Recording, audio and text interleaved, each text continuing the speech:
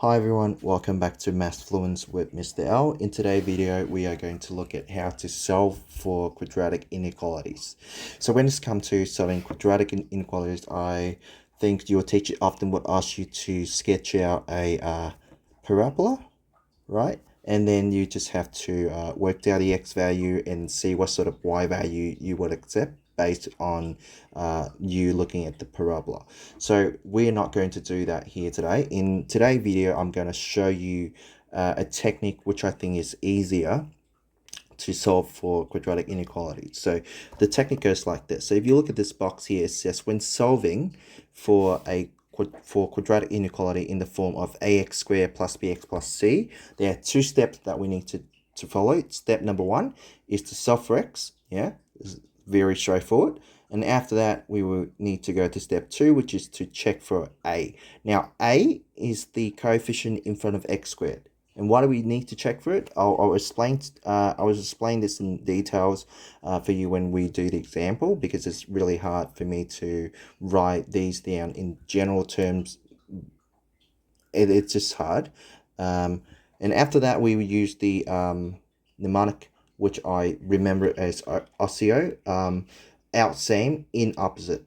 Okay, so it will make more sense when we try and do the example. So let's have a look at one of the example here. All right, so here we have our first example. It says to solve for the inequality. So we've got x squared plus 2x minus a larger than or equal to 0. So the first thing that we do is to follow the step that we have here in the box. So I'm going to just write this down. So solution.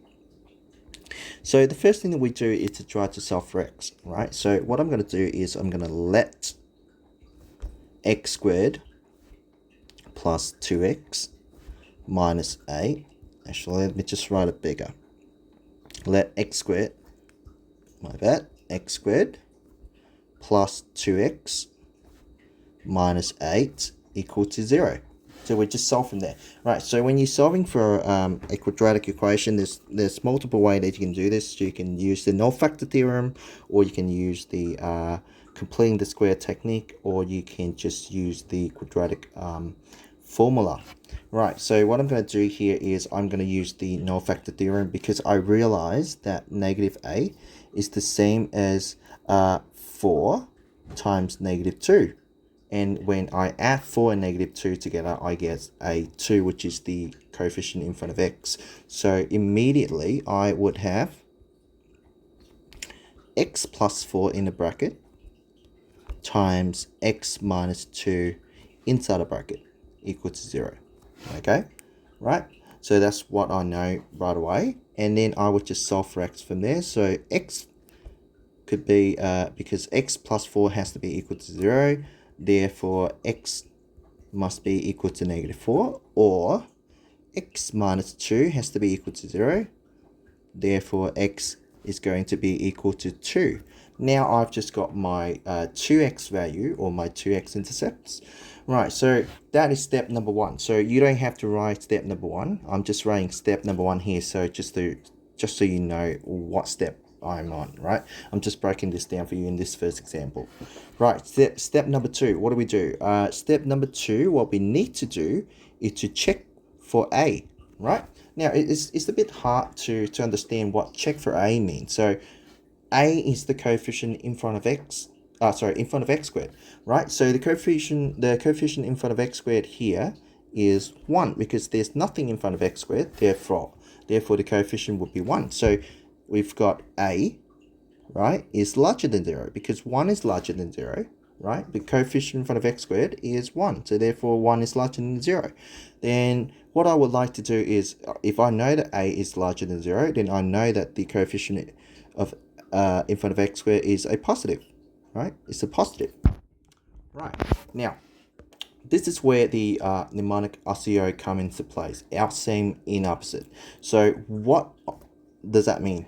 It means this, right? So what I like to do is I often would, let me just go back here, right? So what I do is I would draw out a table, right? A table that would look like this. Okay, right. So what does the table do? the reason why I draw the table is because I can do this, right? So in the table, in the middle column here, I'm going to put the lower value of x, which is -4. I just calculated that, right? And I'll put the opposite, so the highest value of x, the higher value of x on the right side of the middle column, right? So why do I do that? Because if you read the mnemonic, it says out same, in opposite.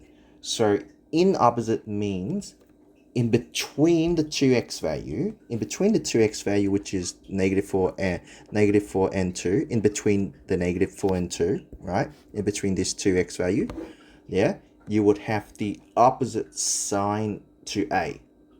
Yeah, the opposite sign to a. So what does that mean? If a is a positive, right? If a currently is a positive because the coefficient in front of x squared is 1, so a is positive, right? In opposite, in, that means in between the 2x's value, yeah, -4 and 2, the sign will be opposite, right? So if a is positive, in between my my 2x's value, it will be a negative, right?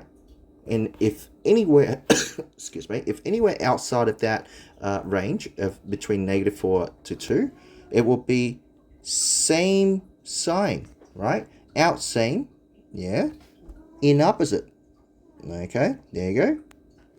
That's what I have, right? Okay, so we just established that, right? So what does that mean? So this is where we need to look at our questions. The question says that we need to look for the value that's so the whole inequality is larger than or equal to 0. So larger than or equal to 0 is when we would have the whole thing not being negative. So where is it negative? It's negative in between the range of -4 and 2. So therefore, right, the range that we would allow, or the range that we, or the value that we would accept is here, yeah, because it's a plus, therefore it's larger than or equal to 0.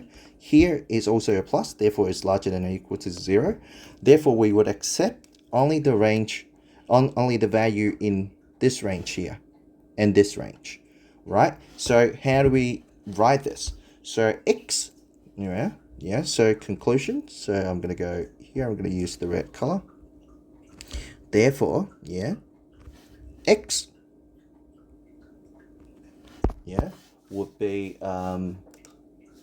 x would be, first of all, it would have to be larger than or equals to, actually, my bad, x would be less than or equal to -4 first, right? Because this is the range where we want. Here, have a look. This range.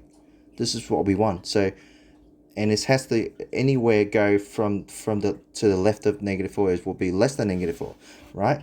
So that or this range over here, right? Or x larger than or equal to 2, right? So these are the two ranges that we accept. So we accept when x is anywhere less than 4, -4, my bad, and or anywhere that x is larger than 2, right? So if you find this still a little bit difficult to understand, let's have a look at the next example, right?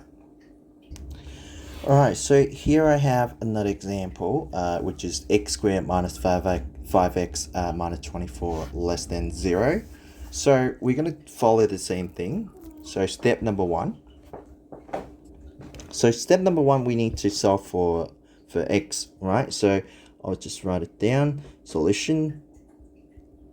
So what in the solution, I'm going to let this whole thing equal to 0. So let x squared minus 5x minus 24 equal to 0, and I'll solve for x from there. Right, so I'm going to use the null factor law again. So because I know that -24 has the factors of -8 and 3. -8 times 3 give me -24, but -8 plus 3 would give me a -5, which is the coefficient in front of x. So therefore I would have x minus a inside a bracket times x plus 3 inside a bracket equal to 0. Right, there you go. Once again, we would have x minus 8 has to be equal to 0. Therefore, x will have to be equals to 8. And x minus 3 also have to be equal to 0. Therefore, x would be equal to 3. Right? Did I do something? Yeah, sorry. I made a mistake here. It shouldn't be x plus x minus 3. It should be x plus 3. Right, x plus 3 is equal to 0. Therefore, x will have to be equal to negative 3. Right, there you go. So we got two x's value. One is at negative 3, one is at 8. So that's step number 1. So step number 2, right? Step number 2, what we're going to do is to check for a. Now, the coefficient in front of x squared is a 1, yeah? So therefore, a is larger than 0. A is larger than 0. And that means we would have a positive sign. Yeah? We have a positive sign. Okay, so what does that mean? We would now sketch out draw out the table, right? In this table, we have 3 columns. Yeah. In the middle columns, we are going to put the value of our x's. The lower one would be negative 3. I'm going to put this over here to the left. And the higher one would be 8. I'm going to put it over there. Right. Now, OTO, out same, in opposite. Now, outside of the range of x that we just found, it will have the same sign as a. Right, so let's have a look. We would have, because a is larger than 0, therefore it's a plus. Then outside of that, it would have the same, which is here. Yeah, outside of the x's value, we have the same sign, which is here. All right, inside we would have the opposite, which is going to be negative. Right, there you go. So we got positive, negative, and positive. Right, now from there we're going to have to look at our equation, our inequalities again. So it said x squared minus 5x minus 24 less than 0. So we want the inequality to be less than 0. So look at these thing here. Look at these signs here. Where does it indicate that we will have the value less than 0? It's obviously has to be in between the negative 3 and a, because that's where we have the negative sign, right? Negative 3 and a, negative sign. So therefore, we would conclude the equation, we would conclude the answer like this. So therefore, okay, because we want to choose this value here, negative, yeah? So we would have negative 3 less than x, so x larger than negative 3, and less than 8. There you go. So that's how we're going to solve for this question. All right, let's try a few more example and see how we go. All right, so here I have another example, which is 6x squared plus 13x plus 6 less than 0. So whenever I see a question that look like this with the big coefficient in a quadratic equation, I wouldn't bother to think about other technique rather than just using the quadratic formula. So I'll just go ahead and use the quadratic formula for this. So I'll go solution. All right, I'll just go let 6x squared plus 13x plus 6 equal to 0. Right, so because I think it's not worth it to spend out time trying to do use the null factor law or even the completing the squared technique. So I'll just go ahead and use the quadratic formula. So I'll go my two x's value, I would have x1 and then x2, and I'll just use the formula. So I would get negative b, right, plus the square root of b squared, yep, minus 4ac, all right, over 2a, And then I would have, that becomes negative 3, negative 13, like that, plus the square root of 13 squared minus 4 times a, which is times 6, and times 6 again, that's my c, and then over 2a, which is 2 times 6, okay? Right, so if I do that, I should get the value of, I'll just put the whole thing into the calculator. I should get the value of, sorry, just give me a second, squared minus 4 times 6 over 12. I should get the value of negative 2 over 3. Right, so I should get negative 2 over 3. Yep, there you go. And over here, I would have negative b, all right, minus the square root of b squared minus 4ac over 2a, right? And then I would have negative 13 minus the square root of 13 squared minus 4 times 6 and times 6 again, and then over 2 times 6. Okay, if I do that, all right, I'll put it into my calculator and I should get the answer of negative 3 over 2. All right, there you go. So because I wouldn't want to spend too much time thinking about null factor law or completing the square, so therefore I just go ahead and use the quadratic formula, because it works for every every quadratic questions that we have, right? So I'll just go ahead and I get my x1 and x2 value, and then from there I can just draw out my table and decide what range of values do I want. All right, so I'm going to go over here, I'm going to draw out my table. Right, there you go. Right, now before I put in my value, I'm gonna have to check for a first. So we got a is 6, right? The coefficient in front of x squared is 6, so therefore a is larger than 0. Therefore we will have a positive sign, right? There.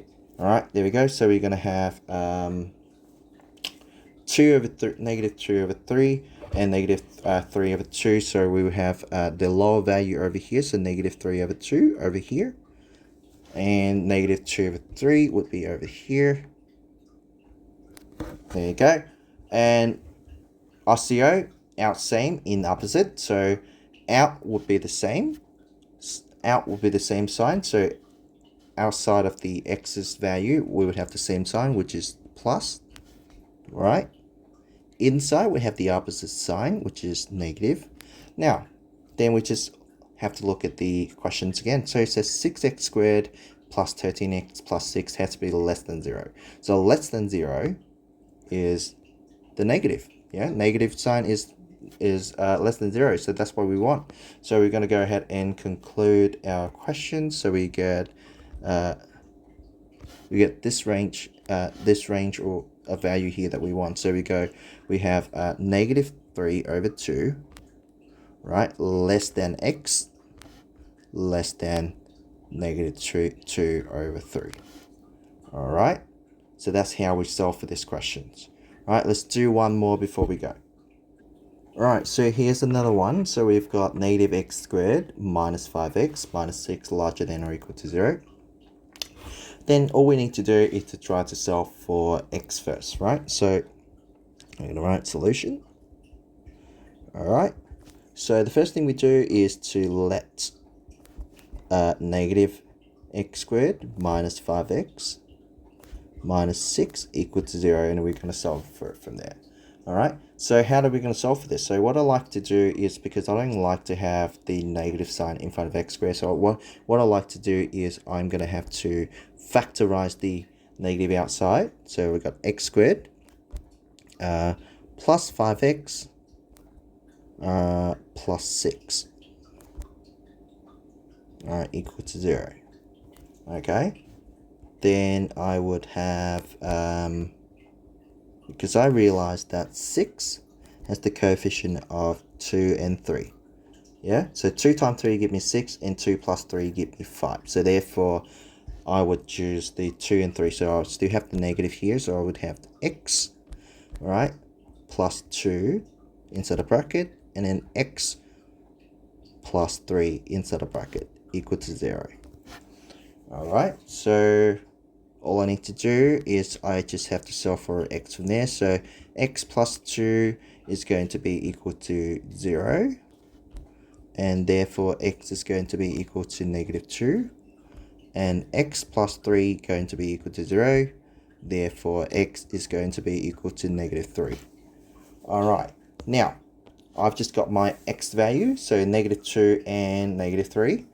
Yeah, so the next step is for us to check for a, right? So if you check for a, you can see that the coefficient in front of x squared is negative 1, right? So therefore a is less than 0. That means we have a negative sign in between the x values, right? So what are we going to do? We are going to sketch our, or to draw our table, right? So we have that,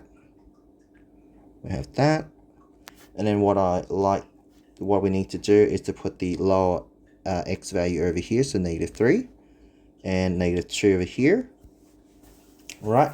So OCO, out same in opposite. Outside of the x value, we would have the same sign as a. So what do we have? So outside of the x value is here, so that's negative. Outside of the x value, once again, is here. We have the same sign as a, which is negative here. And then inside of the x value, we have the opposite sign, so which is going to be a plus, because a is a minus. Right, all we need to do is to look at the questions again. The question's asking us for negative x squared minus 5x minus 6 larger than or equal to 0. So we want the positive values, right? So the positive values would be here in between negative 3 and negative 2. So we can just conclude our questions by writing this, because this is the range of values that we want, negative 3 and negative 2. So we would have negative 3, right, larger than or equal to, less than or equal to x, and less than or equals, and x is less than or equal to negative 2. Right, so that's the range of value that we want. All right, so that's it. I hope that my video helps you a little bit in terms of how to solve for quadratic inequalities. So it saves you that little bit of time so that you don't have to sketch out the parabola. And if you like the video, please leave a like and subscribe. I know this might comes a little unusual to what you might have learned in class. If you find it hard to understand, please watch it again. I try my best to explain to you in using the simplest language, but sometimes, you know, I stutter and it doesn't come out really fluent, but I try to make it as easy as possible. So if you like, please leave a like and subscribe, and stay tuned for more video. Thank you. Bye bye.